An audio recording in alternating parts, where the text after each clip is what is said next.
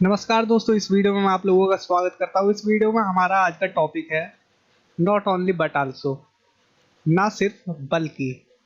ठीक है, मैं हूँ अनिल कुमार और आप देख रहे हैं इंग्लिश टू हिंदी लर्निंग। तो क्या करें, शुरू करते हैं। नॉट ओनली बट आल्सो, ना सिर्फ बल्कि। इसका स्ट्रक्चर कुछ इस प्रकार है: subject plus not only plus noun adjective modal verb helping verb plus but also plus noun adjective modal verb helping verb. ठीक है, इसी प्रकार से सेम है। तो स्ट्रक्चर हो सकता है चेंज भी हो जाए, मैं एग्जांपल से आपको ज़्यादा समझा पाऊंगा, लेकिन आप थोड़ा बहुत याद रखिए बस स्ट्रक्चर को।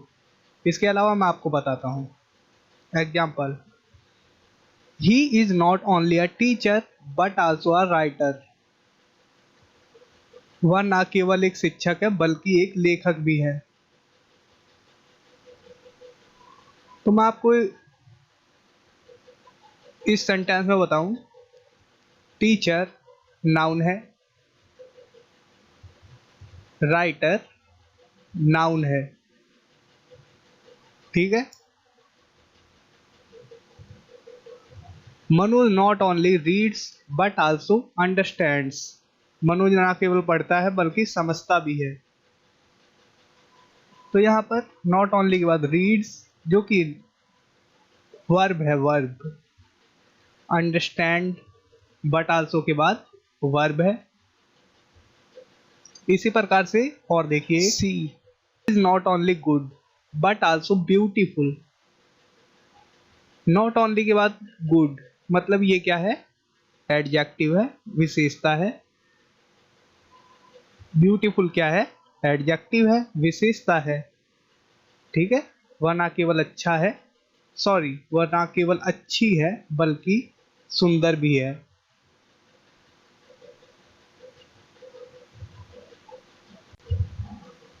अब देखिए, ही is not only good but also a writer. वह ना केवल अच्छा है बल्कि एक लेखक भी है। स्ट्रक्चर एकदम सही है, इस वाक्य में स्ट्रक्चर सही है, लेकिन इंग्लिश ग्रामर के अनुसार अगर यहाँ पर नॉट ओनली के बाद गुड मतलब एडजेक्टिव है, तो बट आल्सो के बाद एडजेक्टिव होना चाहिए, है ना? वो ब्यूटीफुल या कुछ होना चाहिए। तो इस कंडीशन में हम ये देखते हैं कि इंग्लिश ग्रामर के अनुसार है बस ये, लेकिन बोलचाल में हम कुछ भी बोल सकते हैं, एक लैंग्वेज है ना ये। लेकिन देखिए, ध्यान दीजिए, ही is not only good but also a writer. ये यार सुनने में ही अजीब लग रहा है ना? वह ना केवल अच्छा है बल्कि एक लेखक भी है, ये क्या बात हुई? ये कोई बात है? नहीं है ना? वो अच्छा है, वो सुंदर है, आप कह सकते हैं ही is not only good but also smart. ठीक है, वो ठीक हो जाएगा। वो तेज भी है, अच्छा भी है और तेज भी है ना? लेकिन राइटर यार थोड़ी माइंड लगाने वाली बात है। चलो ठीक है, मैंने आपको बताना था, मैंने आपको बता दिया कि ग्रामर के अनुसार भी क्या कहते हैं कि ठीक नहीं है, कुछ नियम लागू हो जाते हैं इस पे, पैरल वगैरह के नियम होते हैं वाक्य को जोड़ने वाले कुछ, तो उसके हिसाब से ये ठीक नहीं है। तो यही बताना था आपको। और इसके अलावा भी अभी मैं इस वीडियो में आपको बहुत कुछ बताने वाला हूँ, है ना? तो वीडियो छोड़ दोगे तो नॉट ओनली बट आल्सो हो जाएगा आपका, ना सिर्फ बल्कि, है ना? Manoj is not only working in Delhi but he is also studying his graduation from Gorakhpur. Manoj ना केवल दिल्ली में काम कर रहा है बल्कि गोरखपुर से स्नातक की पढ़ाई भी कर रहा है।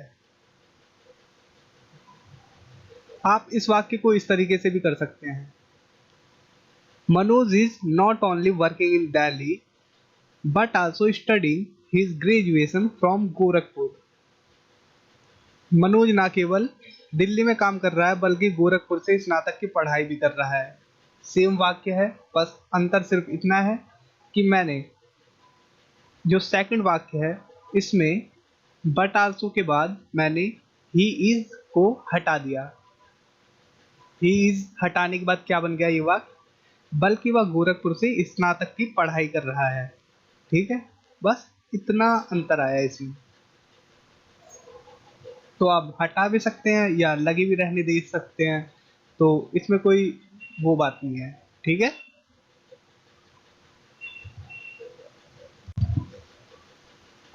He needs not only food but also shelter. उसे खाना ही नहीं बल्कि आश्रय की भी जरूरत है। अब इस वाक्य को थोड़ा अलग तरीके से लिखते हैं।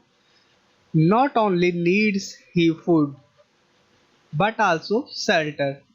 उसे खाना ही नहीं बल्कि आश्रय की जरूरत है। सेम है। ठीक है। तो नॉट ओनली आप पहले भी लगा सकते हैं, इसमें कोई टेंशन की बात नहीं है, और ये कोई रूल को भी वो नहीं करता खराब। ही is not only rich but also handsome. वह ना केवल अमीर है बल्कि सुंदर भी है।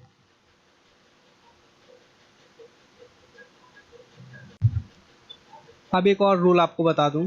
When there is not auxiliary verb और main verb be, we use do, does and did। ठीक है। जब कोई सहायक क्रिया या मुख्य क्रिया नहीं होती है तो हम do, does, did का प्रयोग करते हैं। जैसे not only did my friend bring me to the city but he also found a good job for me। ना केवल मेरे दोस्त ने मुझे शहर में ले आया बल्कि उन्होंने मेरे लिए एक अच्छी नौकरी भी ढूंढी। क्लियर है, एकदम सिंपल है।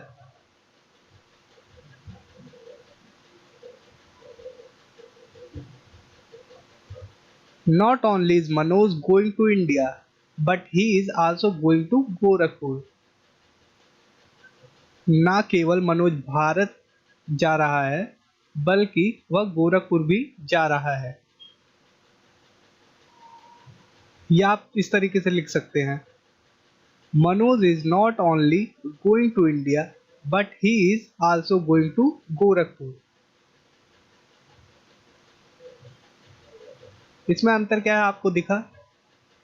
देखिए, मैंने मनोज को नॉट ओनली से पहले लगा दिया, लेकिन इससे पहले लगाने से कंडीशन ये हुई कि मैंने हेल्पिंग वर्ब इज को भी मनोज के साथ ही रखा। ठीक है। अब एक और देखिए, Manoj is not only going to India but also going to Gorakhpur.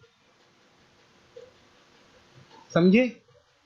इसमें मैंने ही को हटा दिया, जो बट के बाद ही आ रहा है ही इज, उसे हटा दिया। ये मैंने एक बार और बता दिया शायद इसी वीडियो में। ठीक है, जितना ज़्यादा प्रैक्टिस होगी उतना अच्छे से आप समझेंगे। तो आप इस तरीके से भी लिख सकते हैं।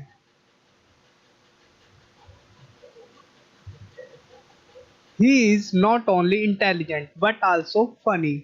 वह सिर्फ बुद्धिमान ही नहीं बल्कि मजाकिया भी है।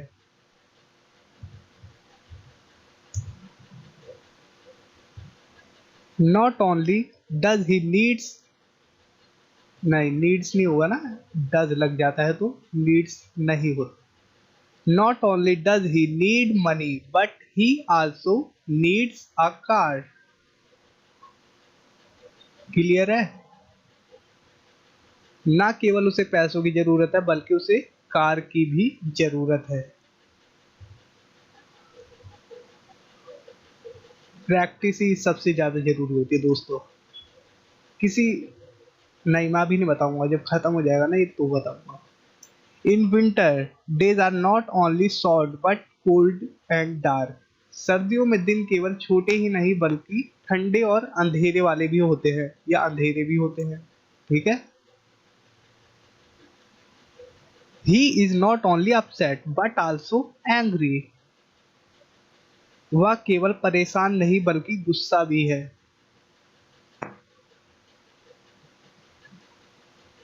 Not only should they dance but also sing. ना केवल उन्हें नाचना चाहिए बल्कि गाना भी चाहिए।